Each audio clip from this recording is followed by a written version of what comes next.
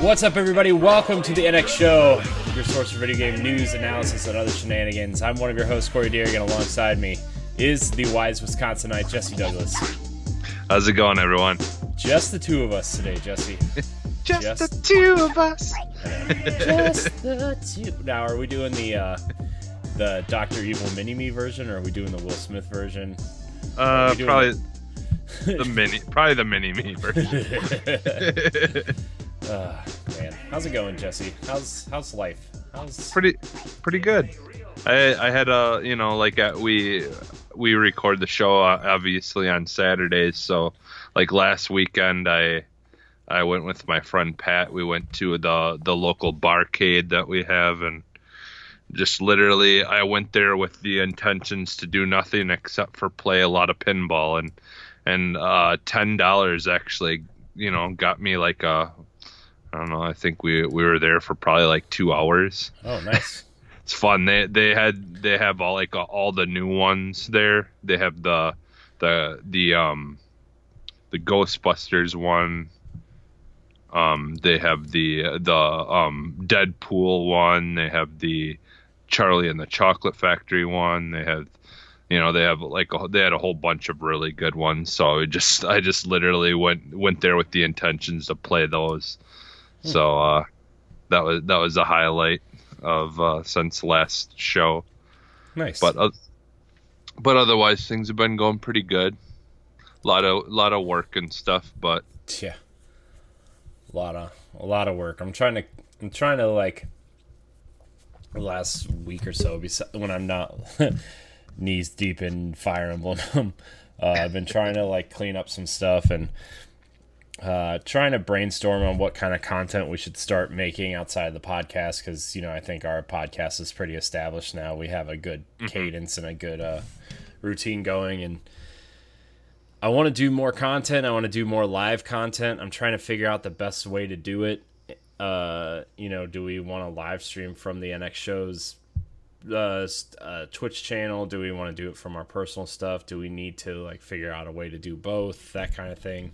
And then you brought up the indies stuff yesterday to me when I was like sleeping. I woke up this morning and read it. But you brought that up, which I think is a really good idea. And I know Ed brought up indie stuff before too. And so I think we're going to try to tackle a couple different things at once. I want to get back into like squad goals and Royale with Cheese type stuff. So, and a lot of it is just, we've all been busy, and I've been getting up super early because my kid's been waking up early. So it's causing me to like fall asleep on the couch while like I'm trying to wait for her to go to bed to play games. And it's just been a busy couple weeks too, because work and prepping for vacation. My wife and I are going on vacation next week for the weekend, and trying to get everything ready for that. And so I mean, we do have some stuff planned, and we do want to do more stuff. So what we'll probably do is probably just Jesse, you'll probably stream from your personal one, and I'll just have stuff. I'm trying to set stuff up to where I can stream from both my personal and NX show, but we'll see. I know Mixer offers something called Teams. Okay. Which we actually have Mixer news in the news today, but they have these things called Teams where you can, and I know Xbox offers it straight through the Xbox, where you can co-stream with someone. They offer something called Teams where you set up a team. I think it's something you kind of have to pay for, but I think it's like a one-time deal where it's like $10 and you can add up to like 5 people who can stream from their personal account, but it also streams through the it's kind of like Twitch's hosting stuff, but it actually pops up as that account streaming. So like say we set up an NX show account on Mixer, and you, me, Ed, and Ray are all part of the NX team, right? You just prioritize like you and Ray probably stream the most out of all of us, so like we would prioritize you two over me and Ed, and however you prioritize the team is whose stream it streams from the account. Okay. So Okay. Yeah, so I mean that's pretty cool, and I think that's how hosting works on Twitch too. But it'll actually say the NX show is streaming, uh, but they'll just be seeing your feed through the NX show plus your stream. So Okay. it's kind of cool. I want to look more into it. By the way, for people who have been sleeping under a rock, one of the biggest streamers in the world, Ninja, moved over exclusively to Mixer from Twitch, which was kind of the hot news of the week, I would say. So Yeah.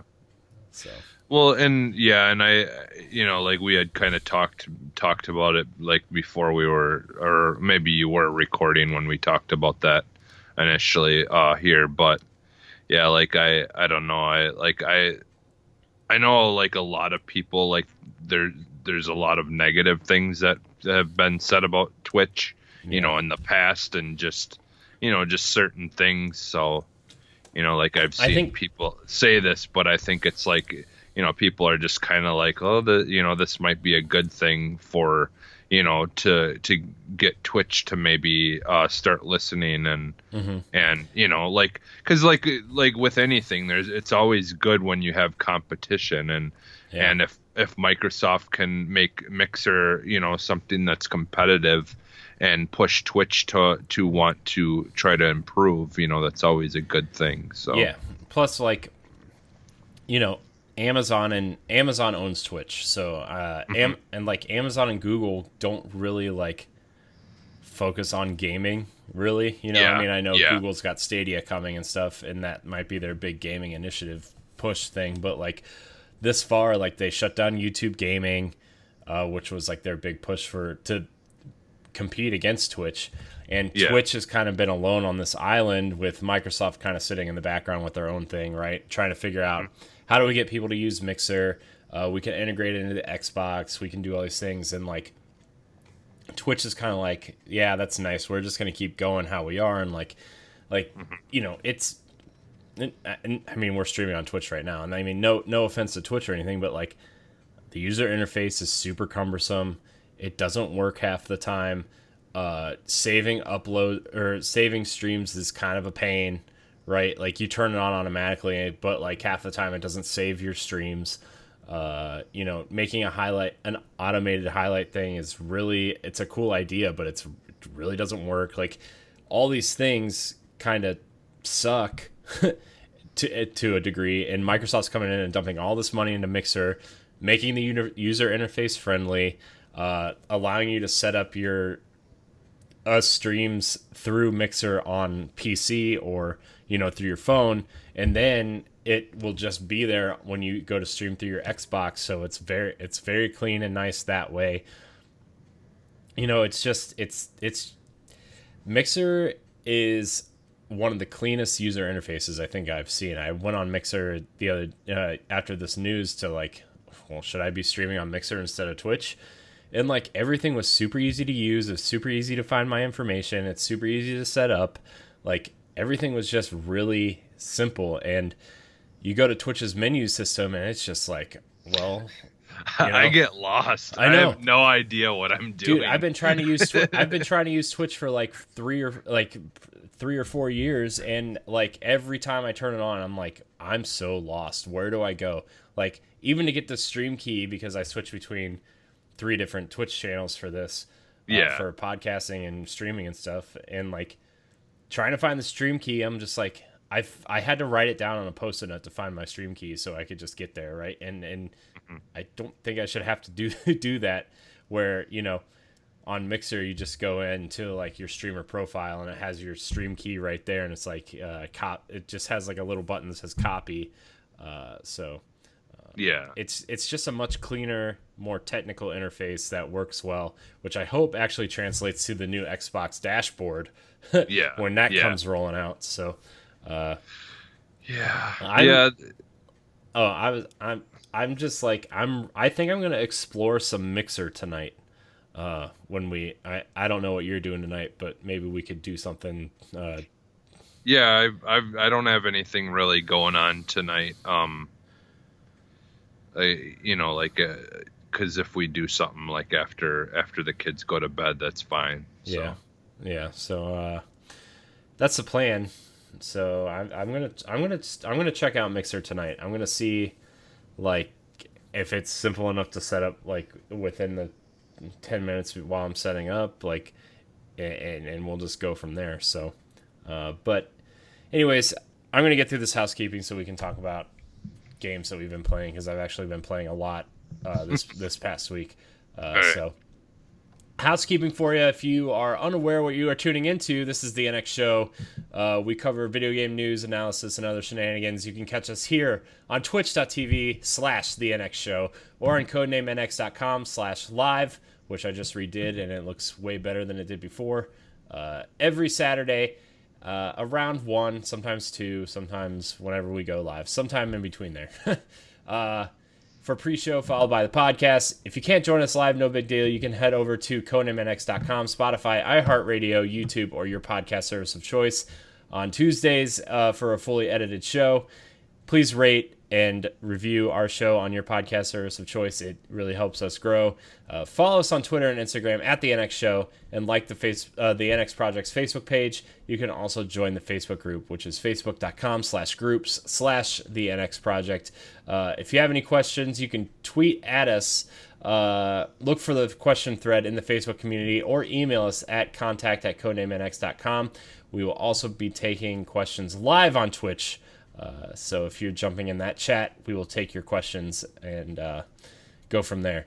Our August giveaway, Astral Chain for a Nintendo Switch. We will be giving it away the Saturday after the game comes out, which is August 31st, live on the show. So you will be hearing the winner during that live stream that day. I think that's about it. Next week we will not be live because I will not be here, and Ed's probably going to host the show next week. Or if Jesse wants to take a crack at it, or if Ray wants to take a crack at it, I don't care. A combination of those three people will be here. But we will be live the following Saturday. All right, we're going to get into what we've been playing. Jesse, you can go first. I'm really interested to hear what you're playing because, yeah. Okay. Yeah, well, so actually, another thing I had done this week, I had one day where I got home early kind of from work, and I just played a little bit, and I actually went back and I played like all the battle royale games. So I played some PUBG, I played some Apex, I played some Fortnite, and I played Blackout. Nice. And like back to back, like I just played like a couple matches of each. And I'm gonna make sure all those are updated because I really feel like playing some battle royale tonight. Yeah. Because like on that note, I've actually played some Fortnite. yeah, The last couple nights, because season 10 or season X, whatever they're calling it, is out, and I don't know, for some reason I played like 4 matches of Fortnite last night after I was done playing Fire Emblem. I'm like, oh yeah, Fortnite's fun. So I enjoyed it. It's not as fun playing PUBG by yourself. Like I've realized like I don't like I like playing Blackout by myself. It's fine doing that, but like PUBG is definitely one that you need to play as a squad or like with friends. Yeah. I feel like it's just not. It's just more about having fun. That one for me, like I don't care about if I win or lose, really. Like just having fun with it. And they've updated a couple of things on it and stuff. And like I don't know for sure. I heard about them like upgrading or redoing the original map and stuff. Mm-hmm. And updating the like graphics of things and like just doing a whole bunch of things to kind of fix it a little bit. I don't know if that came over to the Xbox or not, but Um, or is coming over. I I'm think not it. really quite sure. I think the PC and the Xbox and well, PC and consoles are all on the same Love. patch No. now, so I Okay. think it probably did. I mean, Okay. I'm gonna be honest with you. I haven't played PUBG since we played it together last. So Yeah. uh, Yeah. Yeah. Well, cause I was landing in new maps. I didn't really go in the original first map at all when I played, so I don't know. I didn't, I couldn't tell if it looked different or whatever, but it seemed to be running fine though and everything. So, as far as that goes, it seemed good. So, um but yeah, so I was playing those just because I was kind of curious. I haven't played like Fortnite or PUBG in a little while, so I figured I'd go back and try those, and then ended up trying them all. And I do like Apex with the things that are flying around and stuff now. That kind of makes it interesting. I know Fortnite now has those mechs or whatever. So that'll be kind of interesting to see, because I think those were added before, after I played or something. I don't know, yeah, I but think that there was a Fortnite patch like 2 nights ago, yeah. and I was gonna play, and then I waited, and I just ended up playing some Fire Emblem. But Hmm. yesterday I couldn't. I mean, I haven't played Fortnite in so long, and I was playing on Switch in handheld mode, which is, Hmm. I'm gonna be honest, probably not the way you want to be playing playing that game. No. And I couldn't find any of the mechs, and I don't even really know how it works. I just turned it on because I was like, oh man, I remember Fortnite was fun at one point, and Yeah. so. But yeah, Switch handheld mode. It's a nice little thing if you just want to play 1 or 2 matches before bed. Hmm. But like if you're gonna play more than that, I would recommend playing on PC or Xbox probably. Yeah. Like what I've done in the past, is like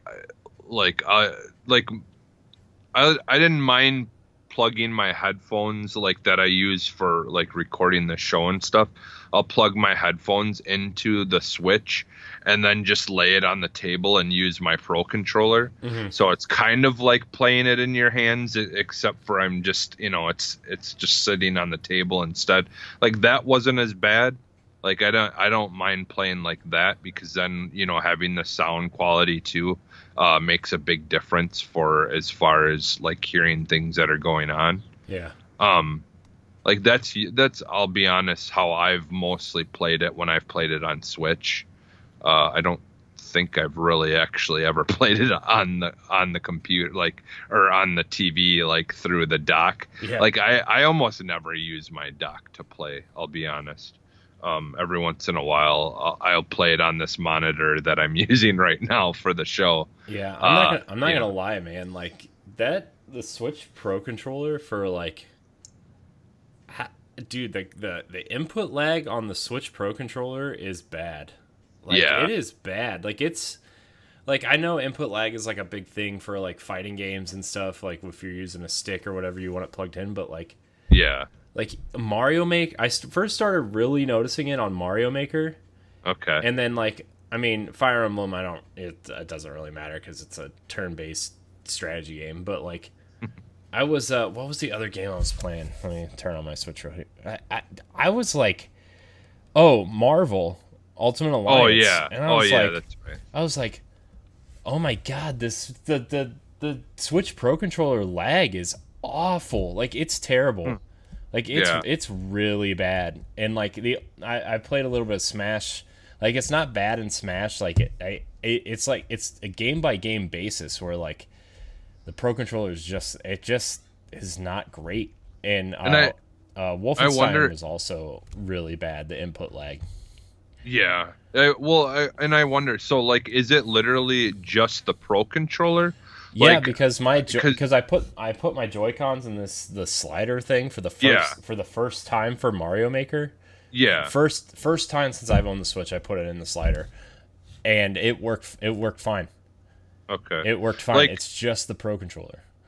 I wonder, like the 8-bit Doe or whatever those company that makes those. I wonder if those work fine. Like, It seems like I mean people that. haven't had issues with them, but Yeah, but I think those I think those have input lag unless you buy the little adapter that you like. I know the okay, controllers are Bluetooth and work with Switch, but there's also an adapter you can buy to plug okay. into the dock for for better signal, and I Oh, know okay, that makes it work a lot better. okay. Hmm. But I'm not 100% sure. I know Matt and Moose both own one, Yeah. and they swear by it, but I also think they have the dongle that goes in their Oh, dock or oh, whatever. So okay. Yeah, that would be something to yeah to I'll have to ask them about because yeah and I mean even so be it if like that's something that I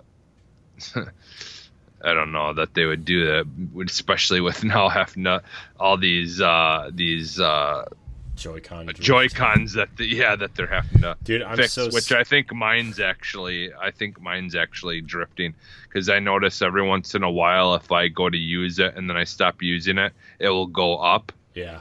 like but it will just be for like and then I just hit it again and sometimes it will fix it and it'll be fine. But Dude, I'm like so I scared. literally until Mario Maker, I started playing Mario Maker. I never had that issue. Yeah, dude, I'm like seriously thinking about going to buy new Joy-Cons like right before vacation, like the Yeah, day before, and going to Best Buy and just getting a new set to just be safe because I'm like so paranoid that like because like look, it's a family vacation, and my sister and brother-in-law are going and their yeah. kids, and like we got to be back by like early because kids have to go to bed, and Mm. like I'm gonna want to be playing Switch, at some point, and like I'm so scared that the Joy-Con drift is gonna happen while I'm on vacation, and it's like,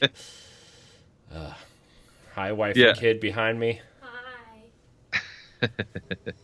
yeah. It's kind of weird how it's just all of a sudden becoming an issue like that. Like that's really like a really big issue. Like and a lot of people having issues with it and Yeah. like I said, I didn't have any issues with it until just recently. Well, I And guess it's there's a and it's patch. I guess in the latest patch, like there's a Joy-Con calibrator in it, okay. so you can actually recalibrate your Joy-Cons, and it works for like a couple weeks or so, and then it'll Oh, start okay. drifting again, I guess, or like a couple days or so, and then it'll just start drifting again. But like they know because they put the calibration in the patch, Yeah, the UI patch. So yeah, it's like if you just go down to like the controller section, you can go to when you go to pair new controllers, it'll just yeah, gives it's you the insane. option. Yeah, Yeah. it's insane. So I'm super paranoid because these are launch Joy Cons. Like because I bought my Switch on day one, and these are Hmm. launch black Joy Cons, and I've played my Switch for probably hundreds of hours at this point. Like Yeah. I'm just super scared, and like my blue ones sometimes like it's not Joy-Con drift, but sometimes the input gets stuck, Oh, okay. and like it's Huh. that's strange too. So I'm like really hoping like please don't please don't drift because I don't feel like spending $80 on a new controller. Yeah, and and that's the thing is like I'll be honest, like the Joy-Cons in general just are very cheaply made. Yeah, And for the fact that they cost as much as they do, it's ridiculous. yeah, Like how cheapy they are for how much they cost. yeah, Like like you used to think like $60 was a lot for like the Xbox controller or whatever, and it's like, and those cost like $80, and it's like, I know.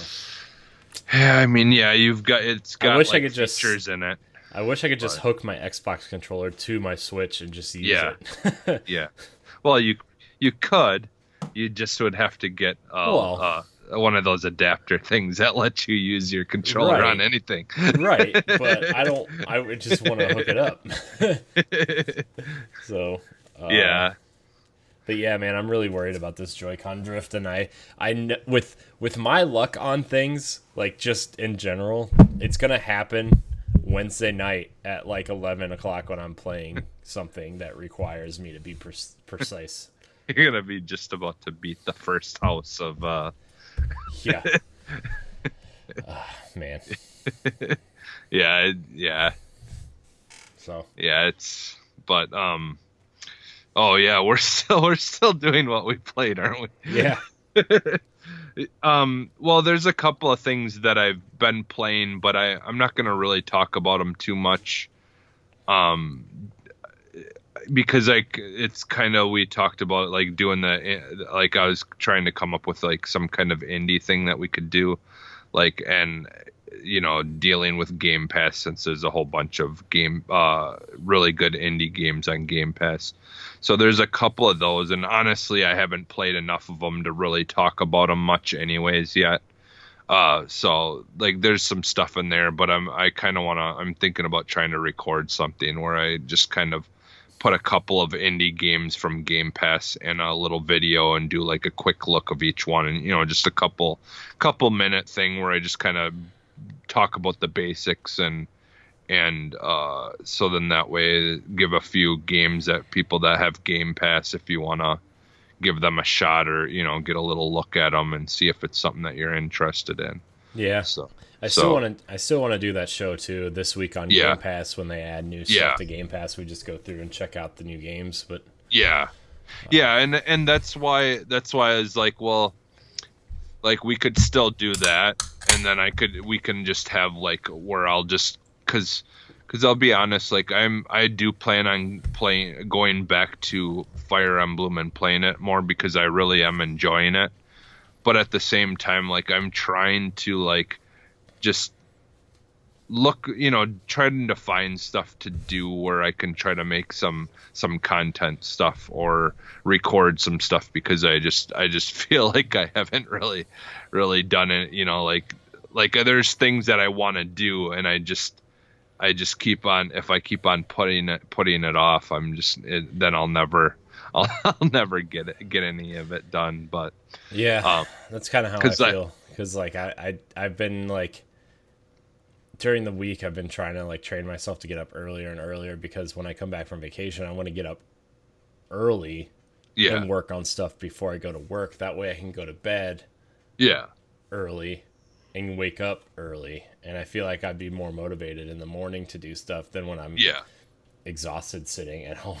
Yeah, I'll be honest. When I once I was used to it, like I mean, it kind of sucked because my kids were really really young when I first started doing it, and well, actually that whole time period that I was having to be into work at 4 o'clock in the morning. Like it sucked because my wife worked until like 9 or 10 at night. So I had to take care of getting the kids to bed. So I couldn't go to bed until they went to bed. Yeah. And then I had to get up at 3 in the morning, so like I wasn't getting decent sleep. So that kind of sucked. But like once I got used to getting up that early, I actually preferred it.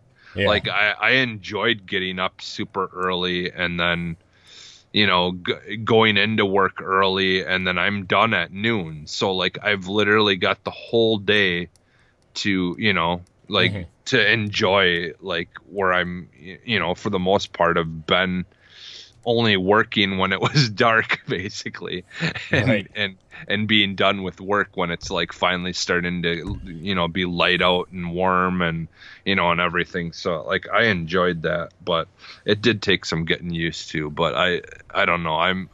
I've worked on both aspects. I like being up at night and sleeping during the day, but I also don't mind getting up super early and starting the day early. But so I guess I'm just weird, but because I know like both of those things people hate. It's just weird because like only in like the last like year and a half or so, like I have found myself not being able to stay up as late as I used to. Yeah. It's like I used to be able to stay up till like 2 or 3 o'clock in the morning, no problem, and just wake up the next day and do what I needed to do. But now it's like, if I don't sleep like 7 or 8 hours, I'm toast for the day. I swear it's something that like having kids ends up triggering, because I was the same way. I used to be able to get by on 3-4 hours of sleep a day, and I would just be up all the time, like until like 5-6 in the morning, and and just I used to be able to just go to bed and whatever whenever you want. But yeah, then having kids, it's like yeah, you're trying to literally take every bit of sleep that you can get. Yeah. But yeah, so I guess to finish what I've been playing. It's a good thing Ed's not here to keep us on track. Yeah, I did play some Fire Emblem. I'm not much further than after that mock battle or whatever. I just basically have been doing like the talking to everyone and getting side quests and all that stuff, and then trying to do that stuff.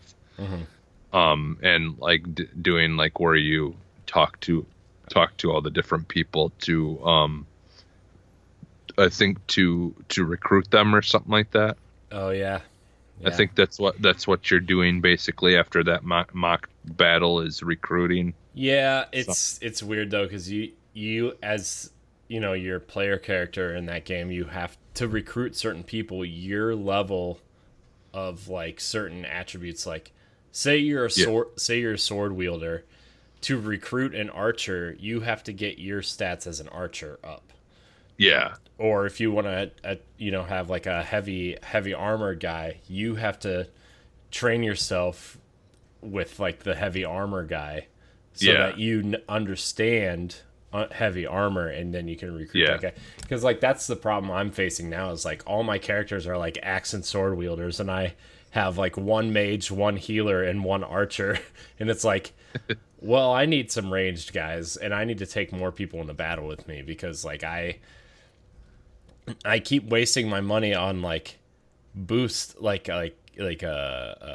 potions and stuff to heal myself, because I can't have my healer, because what I usually do, I usually split.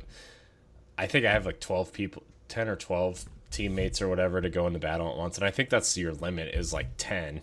And like I'll split them up 5 and 5. Well, my healer, I can't, and like I'll try to flank guys depending on the battlefield or whatever, and like I can't have my healer on both sides, right? So like I spend a lot of money on potions to heal characters, instead of like buying shields for them, or new weapons, or investing in the testing shields. Like as you progress, you'll find out, Jesse, that you get, like, I'm sure you've seen them before, like a beginner's seal and like intermediate seals, and like those are the tests that you have to give your students to progress their place in their abilities and stuff. So I've been trying to do all that, and it's just like, man. Yeah, I had one, like, after that mock battle thing, there was like a thing where one of my characters could level up. I think it was the lead chick that was of the house, or whatever, the lead of that house. The one that you kind of had to talk to if you wanted to be, join that house or whatever. Edelgard is the girl for the Black. You did the Black Eagles, right? Also. Yeah. I think she leveled up or something like that, and then it asked me to pick like if I wanted her to be a certain type of, like, I don't remember what it was. It was something to do with, like, you could just upgrade the ability to a beginner instead of or something like that.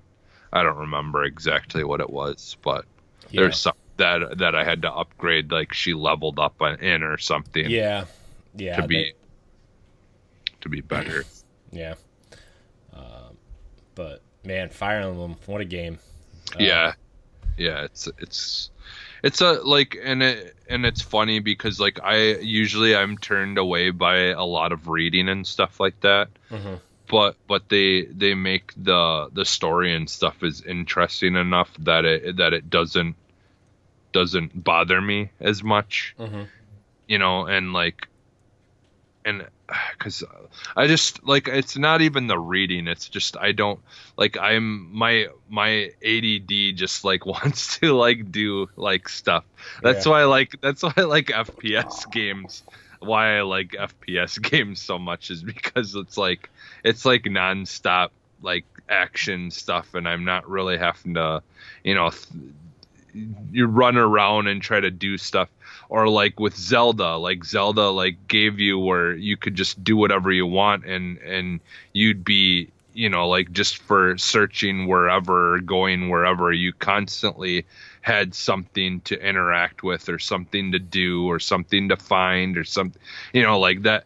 Like those kind of games are way easier for me to get into than ones where I've got to just find this person, talk to them, then find this person and talk to them, and then find this usually those kind of games just I after a while I give up on them, because it just doesn't hook me like it does people who love, RPGs.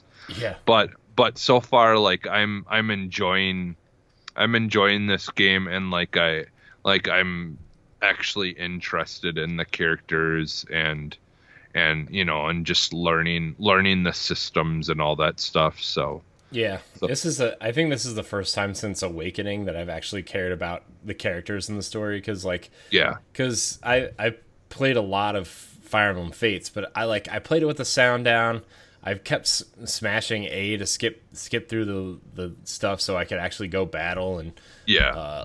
Fire Emblem has always just been like one of those games where I'm like, okay, I have my 3DS open, so I'm just gonna plow through some missions because I have 15 minutes or whatever. Now it's like this is like after that mock battle or whatever, it turns into almost like a full blown JRPG, like Persona style. Like you Yeah. have to keep up your relationships, you have to keep up your training, you have to make sure everybody is happy, you have to and I'm like at a point in the story where like there's about to be like a big twist in the story, and because I'm like 15 hours in at this point. I'm just like Yeah. plowing through it, and it's just, man, it's crazy. I love Fire Emblem so much.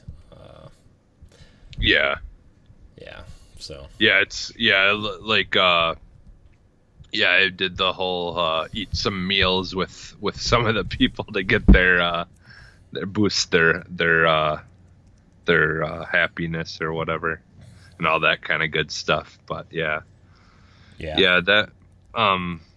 Yeah, and then I made another level on Mario Maker, and that's basically, for the most part, what I've played that I want to talk about right now.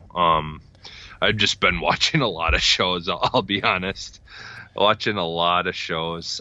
I finally finished the what's it called, The Boys, which was such a good show. Yeah, I really want to. Oh man, that show. It's brutal. It's both brutal and brilliant at the same time. I know. I really want to watch it because it just seems like one of those shows. It's like, okay, there's, I mean, not that I'm like, I like watching some of these superhero movies and stuff, but I'm not into all of them, right? But like I'm like you, it makes sense because you watch. Let's take the Avengers for example, that first one, or even Endgame, but I'll use the first one because I don't know if everybody's seen Endgame. You watch that scene in New York where like all the buildings are like tearing down and are falling down, and like you see all this destruction, but you never see the repercussions of like there's humans in those buildings, right? Or like Yeah. And the boys, like I'm probably gonna try to convince my wife to at least watch the first episode tonight before I get online, and it's I want to know like I like the idea that actually explores like, okay, this is what happens in reality when they're not in front of the camera, or on Facebook I've been getting some Amazon Prime ads for The Boys, and it's like the girl, the Starling or whatever. Starlight. Yeah. I think and it she's is. like Yeah. she's like doing like a face cream commercial or something, where like the superheroes are basically posing as like Instagram models, or like social media icons, and it's like, Yeah. oh, this is crazy. I want to see this, because like, what are they doing afterwards? Yeah, that's basically what like what the movie or the show is it's basically like I'll be honest, like they're more like politicians. Yeah. Like where they're and they're bought and sold by states and by cities. Like cities will bid to try to pay to have a superhero stay in their town, so they have one to help protect their town. And so there's kind of like this whole like system of that as well, where they're like, without getting into too much detail, but yeah, there's like things like that going on, and it's basically, yeah, they're basically just complete like celebrities, and like earlier you mentioning about like like them kind of tackling the whole idea of the repercussions and the situations of like casualties and things like that. There's one part that really is messed up. That it's like it really is messed up what has to happen and stuff, but I won't. I'll just say that's all I'll say is that show is messed up in some points, man. Yeah, I mean, like, it does. I mean, I'm guessing this is spoilers for like the first 20 minutes of the first episode, but like, doesn't the show revolve around someone like the Flash pretty much straight up ran through his girlfriend and murdered her, and like he joins, like, the whole premise of the show is him joining this band of people who go out to like seek true justice or whatever against them. They're basically trying to hunt down what they call them soups. The superheroes, they call them soups. And so there's this group of smart, like, intelligent people who have like military backgrounds, or just have like, except for the main character, the one whose girlfriend like was killed. He literally is like the biggest wiener. Like he doesn't stand up for himself. He like was afraid to ask his boss for a raise, even though he deserves one. And like he just doesn't have a bone in his body of like trying to stand up for himself and all this. And so like this trauma basically like makes him, like kind of get over that and become something better, who actually starts taking control of his life a little bit more. So yeah, like there's a lot going on, and like yeah, it's a super interesting show. It's really good. So yeah, like I finished that because I just couldn't. Any chance I got, I had to watch it because I was just completely taken in by it. And then I've been trying to finish the Unsolved, which is about the Biggie Tupac murder cases and stuff, and it's really well done. And soon here, Mindhunter season 2 will be coming on, so I'm looking forward to that too. But yeah, so there's just been a lot of shows and stuff that I've there's just been. This is like the best time for TV, like honestly. Yeah. Like I don't even care a lot of the times that I don't get to go to see movies because there's just so many good TV shows anyways. So, but yeah, so that's basically like what I've been doing lately. And like I said earlier, playing that pinball machines and stuff at the barcade. which Yeah. is that place is a lot of fun. And I uh played some Punch Out too. Nice. Man, Punch Out, like arcade Punch Out, like Yeah, yeah, nice, arcade Punch Out. nice. Uh, well, for me, I mean, I've basically been playing the same things that you have: Fire Emblem and Mario Maker. In Mario Maker, I'm trying to beat my third level, Yeah. and like the level concept is, I think the level concept is solid, and like it's not super trolly like my last couple, but like I set the timer low Oh, okay. and like because I want you to be like it. The concept of the level is like a giant maze, and like you have to figure out where to go, but you have to Okay. learn the level so you can make your way through it and beat the timer. And Okay. so like that's the concept of the level. And yeah, there's a couple things where like, if you go the wrong way, you're gonna die or whatever. It's like there are a couple things where things will come after you if you go the wrong way, but like if you make your way through, there's nothing really like, oh, if I jump up this little tiny hole and land here, a thwomp is gonna smash me if I don't find the hidden fire flower or Yoshi or whatever. So Yeah. I'm really struggling to beat the level because I have the timer set real low, and I'm like, maybe I should boost the timer, but I know somebody who's really good at Mario will beat it in less time than that. So like, I'm still Yeah. playing around with that idea.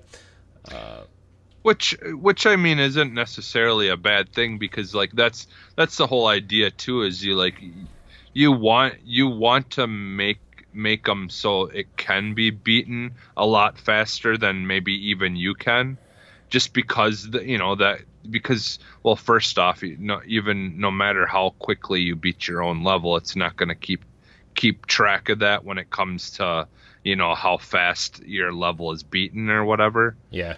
by the first person. So it's like I don't usually worry too much about that, but so like like that's the thing is it's fun seeing people if they try to or want to compete to try to be the one to beat it the fastest. Mm-hmm. So like like I think yeah, if you it wouldn't be that big of a deal if you boosted it up just a tiny bit, just so you can make it easier to finish, but still it's not like you have a whole bunch of time left. Yeah. You Plus, know, like, like plus I think like the concept of the maze is gonna give people a because like I know the level layout, right? So I think Mhm. learning the maze is gonna be the challenge for people Yeah. instead of like the challenge of the level itself. So Hmm. Yeah. maybe I will. Maybe I'm just thinking too much about it because I know the level so well because I built it, Hmm. and I'm just kind of overestimating how fast people will get through it because I know the level and they like people don't.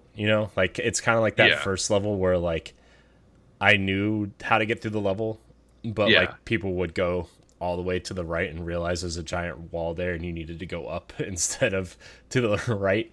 Uh-huh. Yeah. So we'll see. I'm still playing around with it. I might just up the timer and beat it tonight and upload it because I actually really like the concept for the level. So I've been playing that. I played a little bit of Fortnite, and I really kind of want to get back into it on Xbox or something. Like I really enjoyed what I was playing. Uh, it's there's a reason why that game is popular. It's free, it's fun, it's simple, it's something you can play with your friends. It's just I I like the concept of how Fortnite works, and I it's the same way with Apex also, right? Where Yeah. like it's just an easy game to download and jump in with your friends, and it's simple enough to understand. And Apex kind of builds on that with the Overwatch hero system a little bit, and like Hmm. I don't know, man. Like I really that's what kind of what I want to do tonight is play a combination of those two games, or even Blackout if you want to play some Blackout tonight. Those are like I as somebody who's been playing a lot of Destiny lately, also like getting back into like those kind of hostile competitive games has been kind of almost like a what do you A call relief. it? Yeah, kind of. Not like a relief, Not a- but like a palate cleanser, I guess, is what you would say. yeah, yeah. So, I mean, as much as I like Crucible and Destiny, it's kind of like, I've been doing this since Halo 1, right? Like, where I'm just killing people in deathmatch and everything, and it's like, kind of want to switch it up a little bit, and then, but what? Oh, I just thought of something. I did end up getting a chance to play the Gears 5 online stuff. Oh, did you? I was able to get in eventually on Sunday or whatever. So I did, or was it Saturday? It might have been Saturday night, Sunday morning. But I did go in and I played a couple of matches and didn't do great because I don't play Gears enough to be good at that. But it, things did feel good.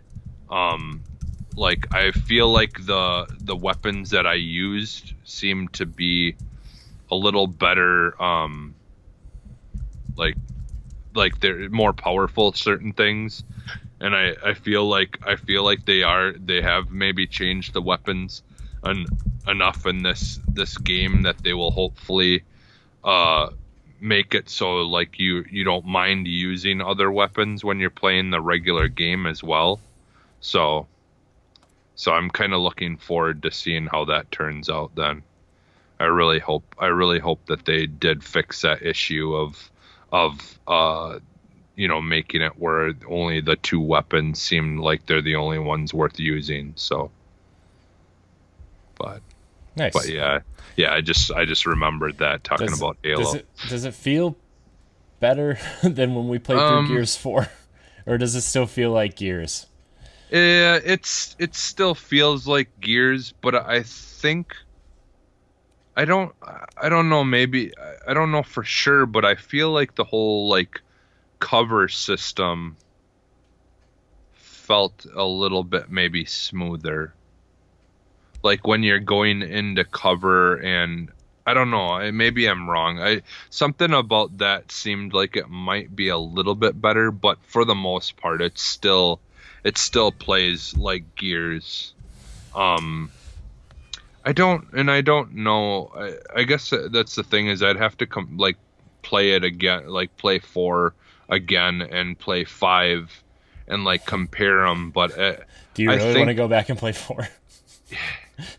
No, I think the thing is though with Gears multiplayer is like it hasn't evolved. Man, we're totally not even on track for the show. It's fine, whatever.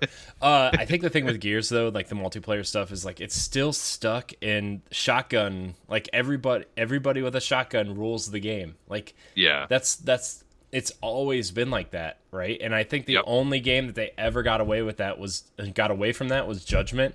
And nobody played Judgment because it wasn't a great game.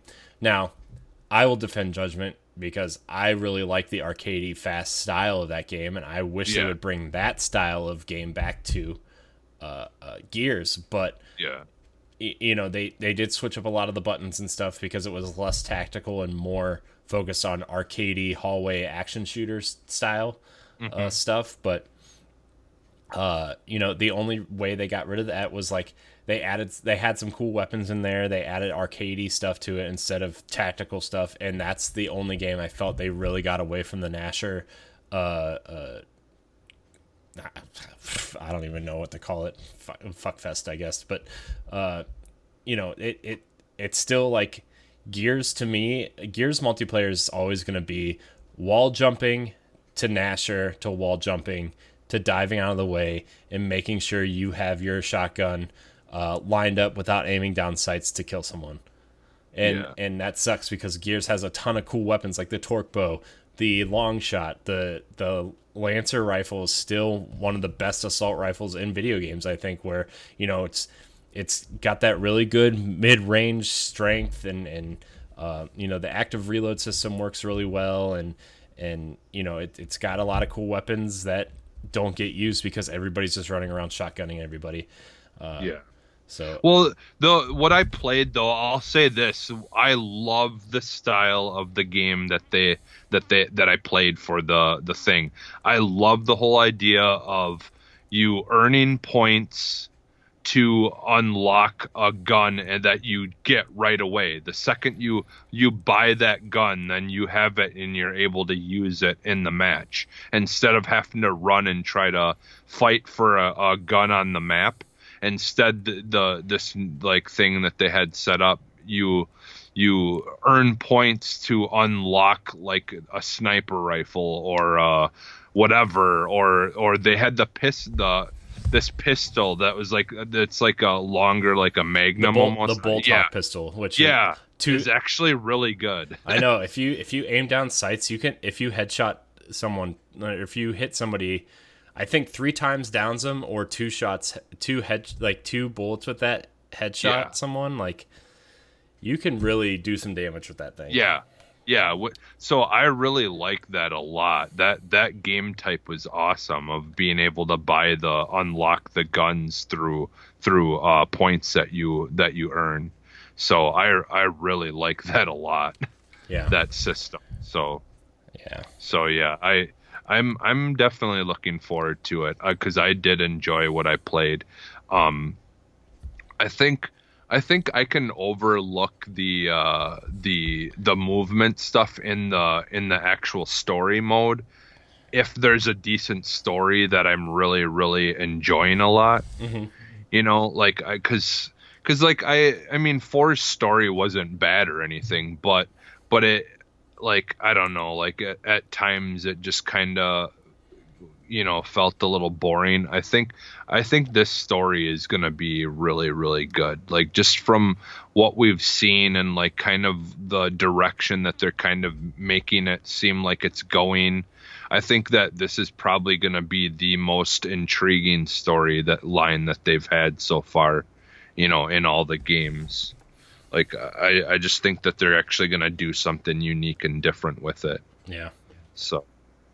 Yeah. Because they're kind of hinting at this thought that there's a possibility that she could go bad, or I feel like I'm interested. This almost makes me feel like I want Gears to be like almost like a Telltale game, almost, where like, you know, if you have choices to make, and like the game veers in one direction or the other depending on what directions you take it, and then like that would almost make like a Gears 6 be like 2 totally different games depending on how Gears 5 ends for you. And it's like, like they could do the whole Mass Effect thing where it would carry your character's storyline over to the next game, and then it would take off from which path you took. That would be kind of cool if they did something like that. I know, that'd be awesome. So I don't know, man, Gears is like what, 4 weeks away at this point. So, not far.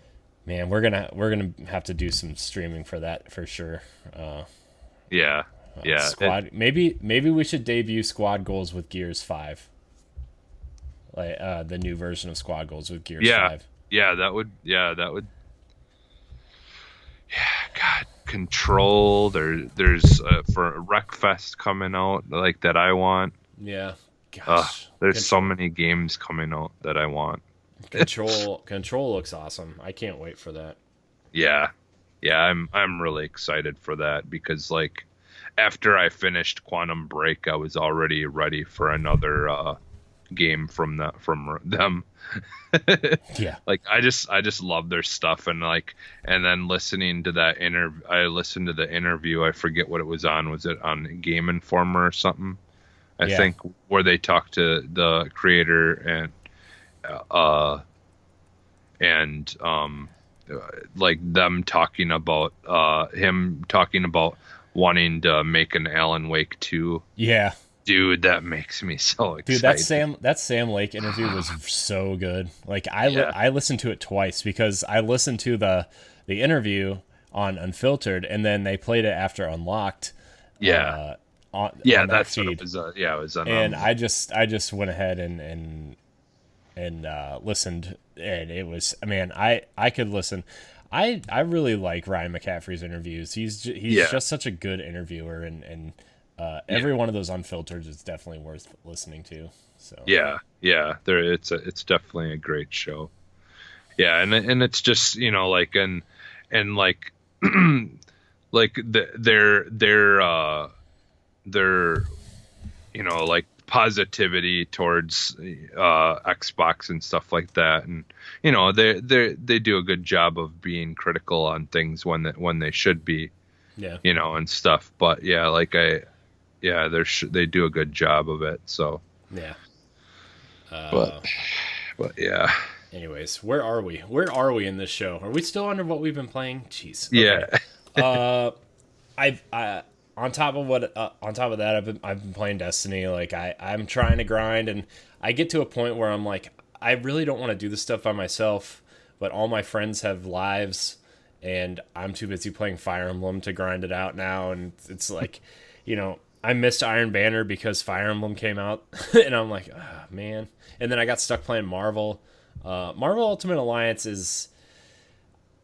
I wish it would choose one path. Like, I wish it was either a hack and slash, like Marvel superhero stuff where you unlocked moves on your way through, or an action RPG. I wish they would choose one path and stick to it. It feels like they're trying to be both, and it just doesn't succeed at both, being both, right? Where, like, I have so many characters that are like, I want to use certain characters in certain situations, but in order to do that, I have to level them up and use them. Mm-hmm. And then that leaves the characters that I want to use all the time out of the loop. And so, like, I'm at this point where, like, all my characters are kind of low leveled to where I have to jump out of the story mode and go into the infinity stuff, where, like, that's like an easy way to grind your characters through, where, like, kill 200 enemies in this arena type thing, or, do that kind of stuff. So I like the game. I just wish it would have chose one side or the other. And, like, I'm playing on friendly, which is like the easy mode, and it's still really hard. So maybe I just suck at it. I don't know. But I've been playing through that. I did try the new Smash character, the hero from Dragon Quest. I really like the hero from Dragon Quest. He's got an awesome melee attack. I mean, it's just sword and shield, whatever. But then he's got his alternate attack is a ranged flame attack. Or I mean, I think it changes depending on what hero you choose. I chose the Dragon Quest 11 hero, and it's a ranged fire attack. And his down smash is really good. Like, he's a really good all around character, and I really like him. As if I was to play competitively, I would probably play as him.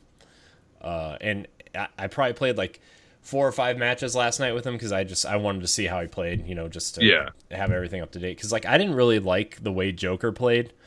So I just went back to Link and King Dedede just because King Dedede is a really stupid penguin with a hammer, and I like that.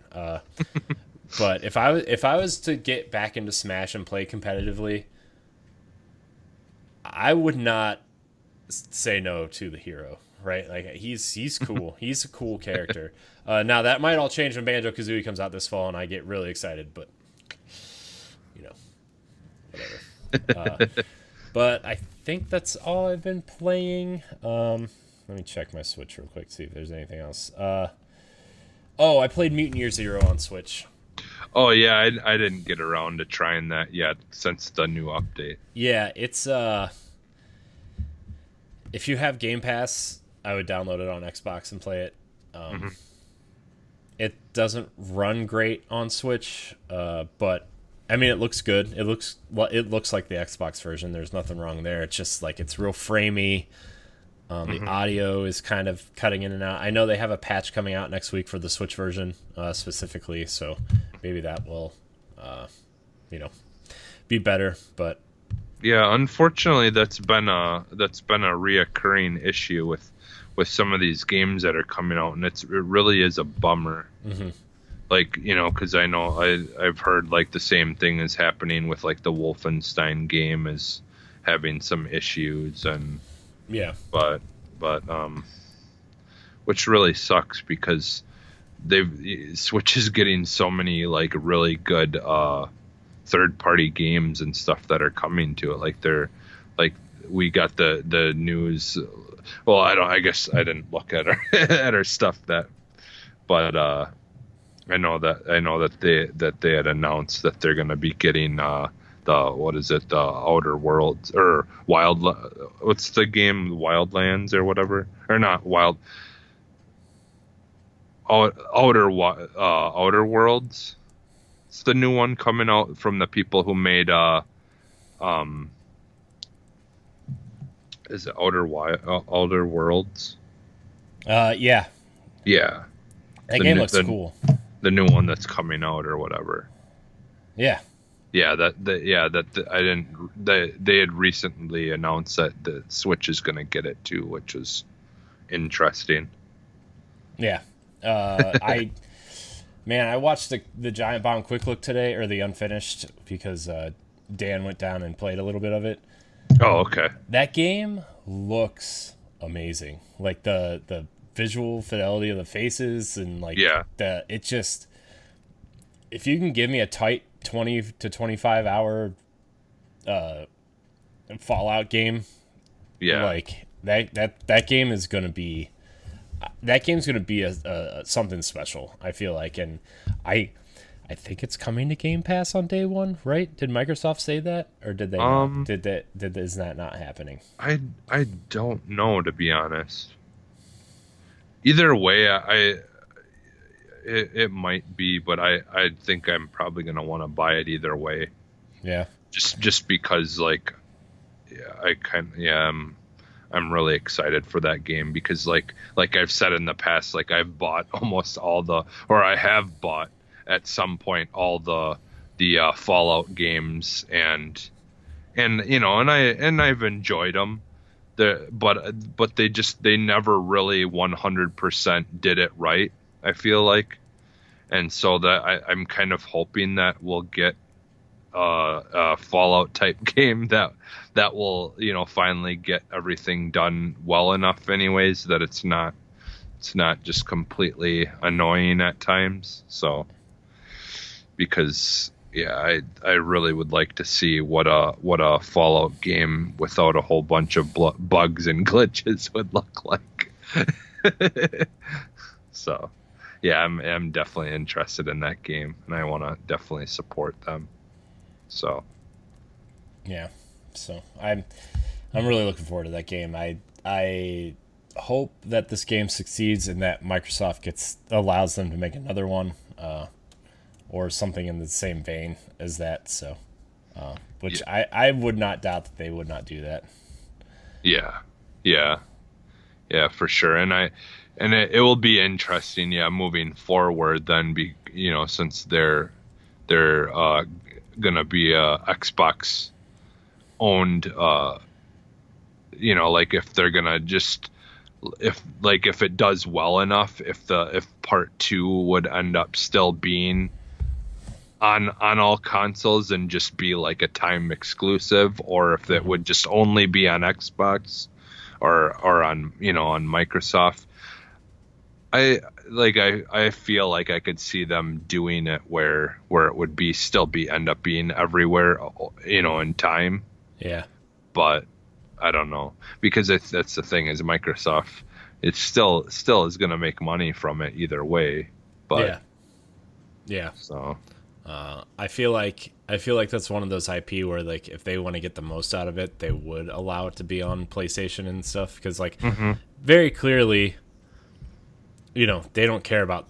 I mean, they care an awful lot about the PC market too, but they don't care about the Windows Store so much that they're like, okay, we're gonna put this on Steam and probably the Epic Store at some point. I would imagine. Yeah. But we'll see. I'm excited for it, and yeah.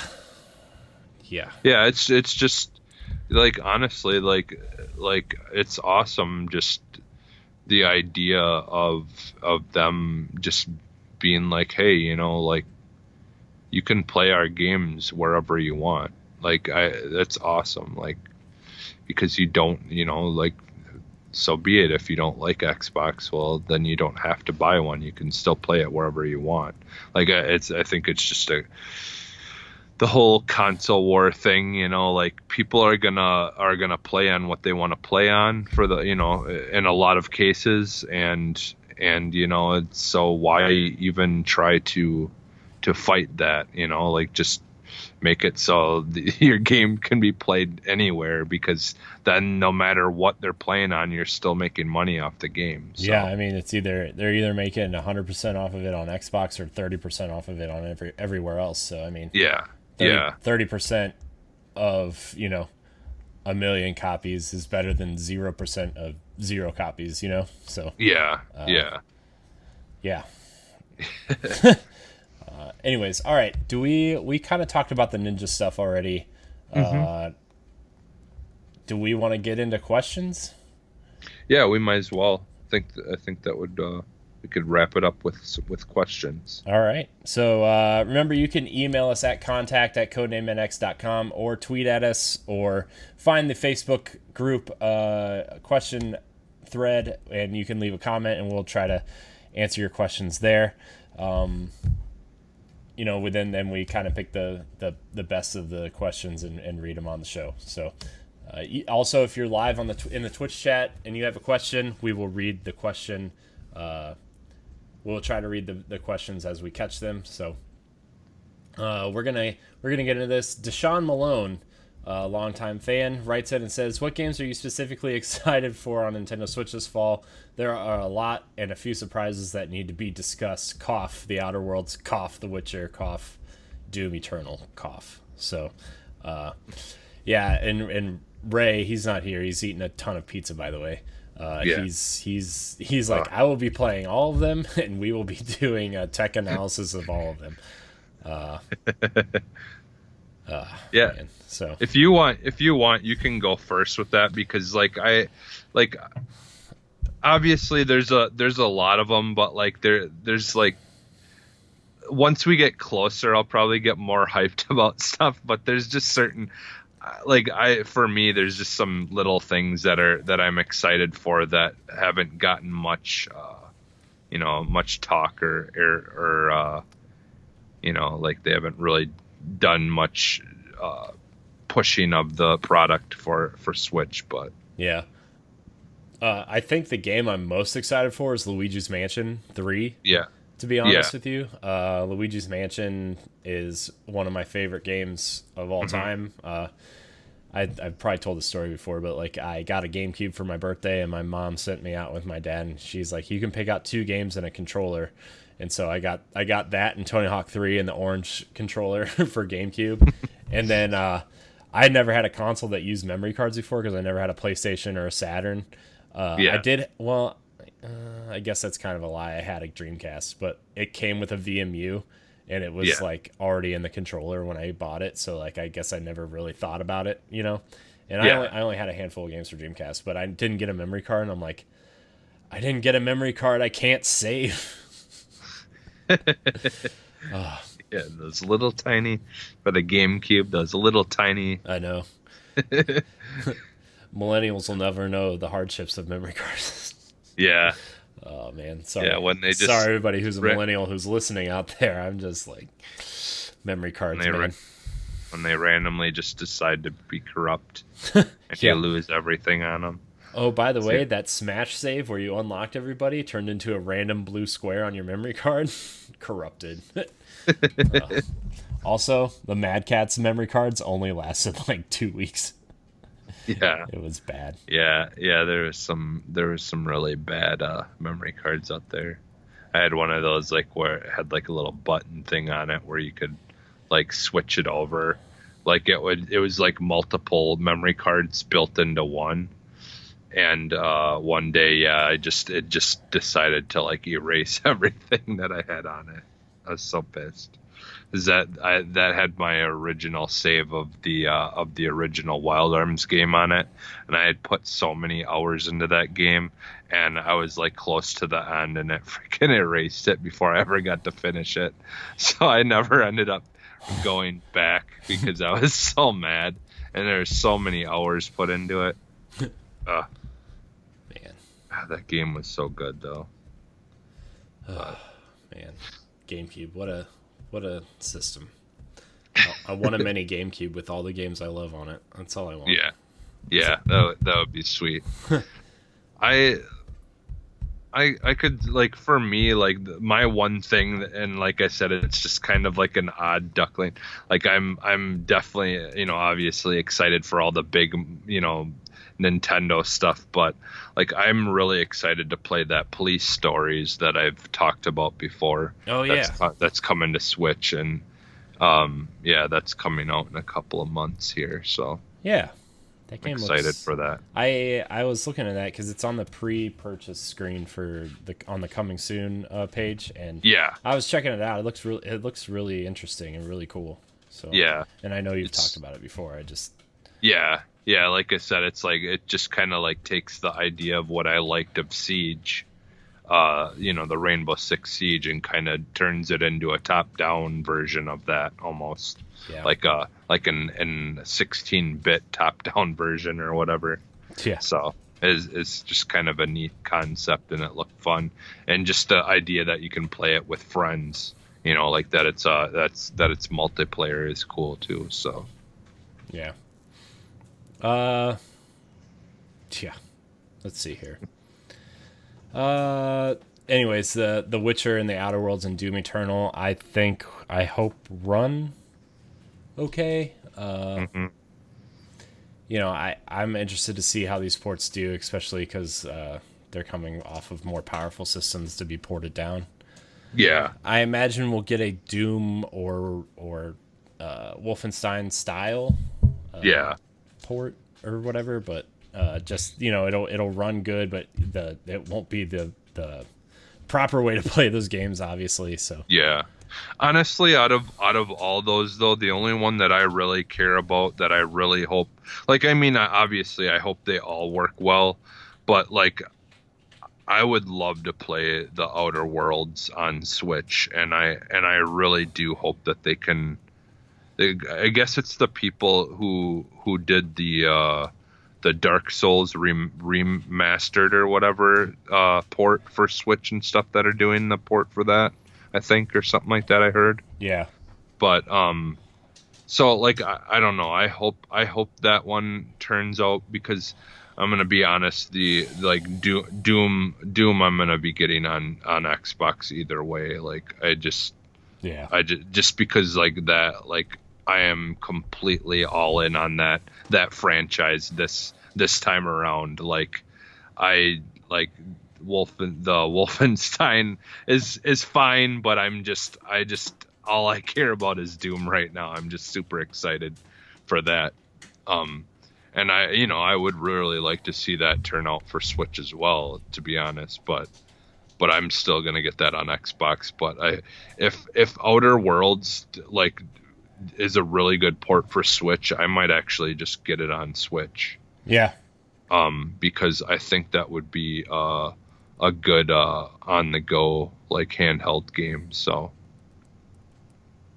I really hope that one turns out really well. yeah. So I feel like that out of all of these, that would be the one I would want to, you know, be the best on Switch. Because like The yeah. Witcher, like okay, I've played that before, and hmm Doom Eternal, like I think Doom ran really well on Switch for what it was, but this is hmm bigger and it's just that it's Doom, so you want to play it at a high frame rate and fast pace and everything. hmm So Yeah, because like even like back in the day, those original ones, like if you weren't running them on a decent computer, it would be so like like it would frame rate would drop, and it just isn't wasn't as enjoyable for a lot of those games, even like the original Wolfenstein games and stuff like that. But yeah, unfortunately, yeah, that's just a game that I really want running as well and clean as it possibly can be running to play it, because it just like the experience, it's just such a fast paced game that it really needs to be running at peak performance. right. So We're gonna move on to the next question because we are running out of time here. My wife and I are leaving in like 20 minutes to go to some festival thing, so we Oh, okay. gotta we gotta move through this. Megan Green asks, "What do you guys think of Sony's output this gen, and what does it mean for the next generation? Is there anything you're looking forward to from them?" Honestly, my PlayStation, unless somebody wants to play something with me that doesn't have an Xbox, that's basically it's an exclusive machine. It's a Destiny machine, and even since then, like I've been playing so much Destiny on Xbox lately, and with cross character progression, like everything on my PlayStation now is an exclusive. And at this point, like I'm gonna be quite honest with you, I'm not interested in Death Stranding. I'm not really that interested in The Last of Us Part 2. And I know I'm in quite the minority of that group, right? Hmm. I'm not, I respect Hideo Kojima so much, but I just have never, ever gotten into his games. I think he's a visionary. I think he's a great director, designer, programmer. He's a legend in the industry, right? Hmm. I like watching his games from afar. I subscribe to Giant Bomb Premium, right? And they do a Metal Gear series, which is very good. That I've been watching, and I'm like, man, I wish, I would have played these as they came out, because going back would be a nightmare at this point. But Yeah. and then The Last of Us Part 2, I want to have fun and be entertained by games. I don't want to feel, because that first game, the first Last of Us opens in a way that like really gave me a lot, and it's something I don't really feel a whole lot in terms of playing games at all. Like a lot of anxiety and sadness, and something I don't want to feel while I'm playing games. So like it like literally the first 20 minutes of that game is like the saddest thing I've ever witnessed in video games, and I don't want to feel that. So like I didn't finish The Last of Us, and I'm not going to finish The Last of Us Part 2. Like I'm just, and then Ghost of Tsushima, like there's still not a lot of information on that game. Hmm. And as much as I liked Infamous, I want to wait and see what this game is. So that would really be the only first party thing until next gen that I'm really excited for. Yeah. Uh, Yeah, that definitely looks interesting. I'm basically would be on the same level as you, as far as like, like the newer stuff that's coming out. Like that would be probably the one that I'm more interested in out of all the things coming out. Yeah, with Death Stranding, I don't know. It just doesn't interest me. And like they're trying to do the whole mysterious thing to, and normally if something looked good, it would intrigue me and make me interested in what it is, but I just don't care. yeah. Like it just completely just over my head, just doesn't interest me. But for me, like my main thing is I'm excited more about moving forward, where VR goes and what kind of games they make for their VR stuff. Like, because I think that they're like just knocking it out of the park when it comes to VR content. I think they're making some really, really amazing games for VR that you're just not seeing on the PC.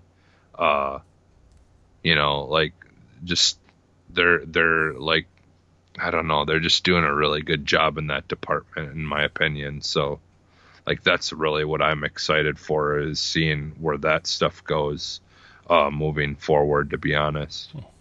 Like, because I kind of like, I'm gonna be honest, that for me probably gonna be a selling point, like for the next console. Like if they can bring out some really good big, heavy hitters like they did, more recently for the VR games,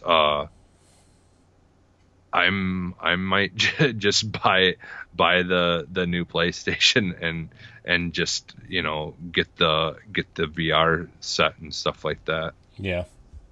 over time. It's not going to happen right away because I got a lot of priorities before that. Like I would like to get a 4K TV to first. I don't even have a 4K TV yet, so Right. things like that, would come first. But and the backwards compatibility is really what makes me interested in getting a PS5 at all, to be honest, because if that didn't happen, I wasn't going to even bother. Yeah. Because like that's the thing, is there's enough PlayStation exclusive games that I care about now at this point, since the 4 is coming to an end. Yeah. That having those games to play backwards compatible would make it worth it for me. So Yeah. So, all right. Our last question comes from Casey McHale. He says, how do you think Nintendo will survive when Scarlet and PS5 come out? I mean, I think Nintendo will survive how they've always survived. They play to a tune of a different drummer, and I'm sure by next summer they will have some sort of quote unquote Switch Pro, right? Mm-hmm. And I think the Switch Pro will probably be able to handle more of the games that will be on Xbox and PlayStation if they want to port them there. Nintendo is not shy about making revisions to their hardware, as we're seeing in a couple months. So, yeah, it's I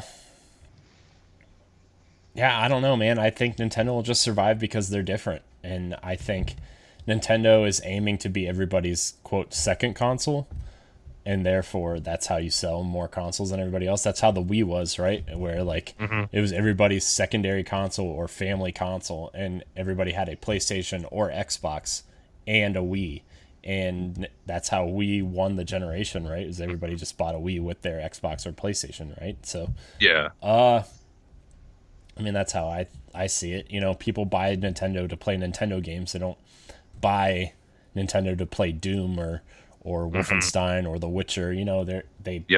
They're nice little additions, right? But I think Nintendo's first party lineup, especially this generation in particular, is strong enough to carry the system. So yeah, that's and that's the thing is like it. We see more talk about third party because like the Switch has made it into many more hands than in the past, as far as like the Wii U goes and stuff. And so like they've got to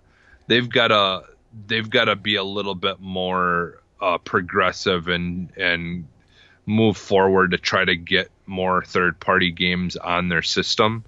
And it's honestly, it's the third parties trying to get them on there because they know that the Switch has sold so well.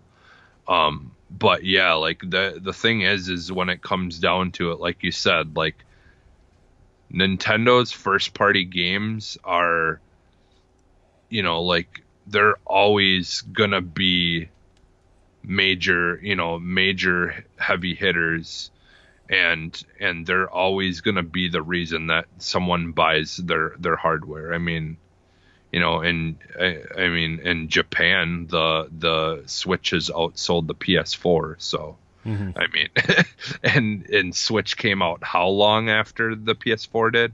I mean, like right. there is a reason why Nintendo, even though that they're like a lower, like not as powerful console, that they still end up selling like massive amounts of consoles, is because when they do what they do best right, they're almost guaranteed that they're gonna sell more and more consoles. And like we've got so many IP of theirs that they haven't even done yet, like like we've got like the Pikmin, and they've got even there's things that they can go back and do that they haven't done in a while, and like with games like the Ultimate Alliance and and Mario Rabbids, they still have those kinds of tricks up their sleeve where they can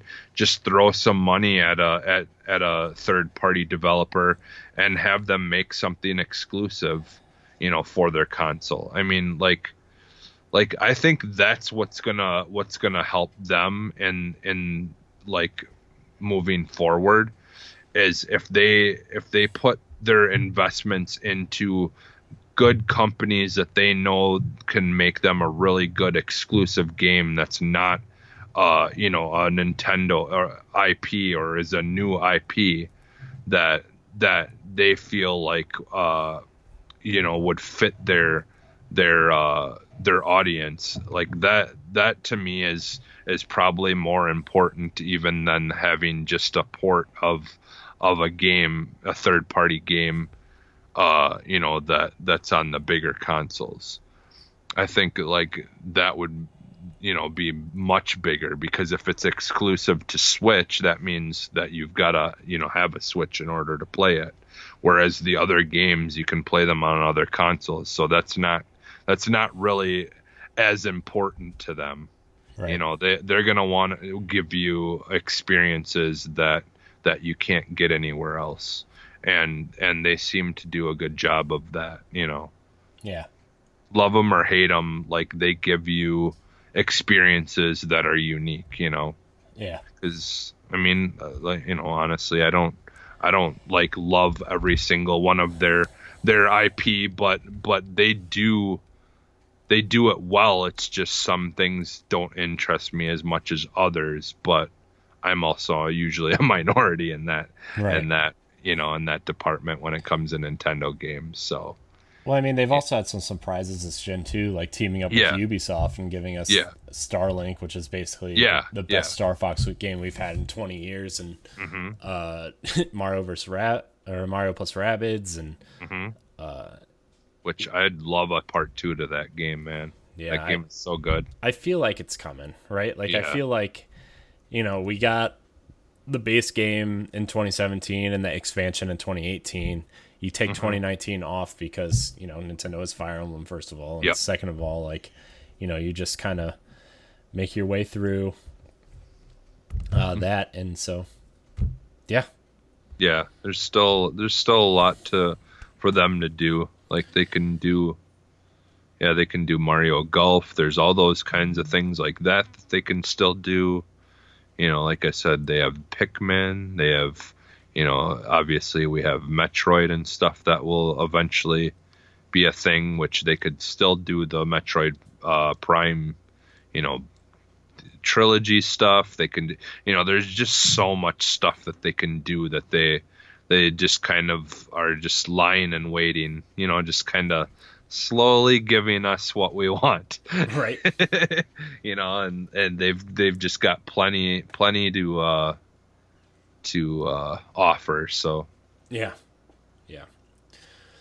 Nintendo, man, they've got games. They've got strength. They plus, like, I think what Switch has that the Wii U didn't at this point is they've been out for a couple years and have an established library that will carry them through, instead of coming out a year before, I think, and not having a huge library within the first year, and then Xbox One and PlayStation 4 came in and kind of steamrolled the Wii U. So well, and like people had kind of mentioned, like, what are they gonna do? Like when it first came out and they brought us Zelda like right away, it's like, they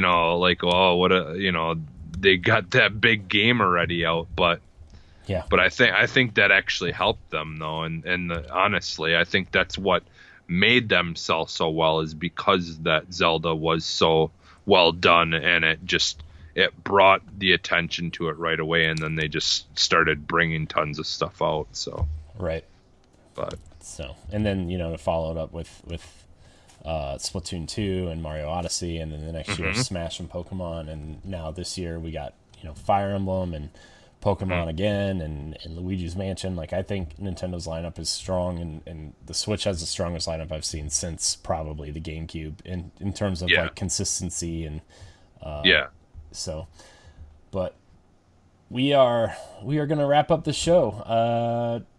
Just because I'm really out of time.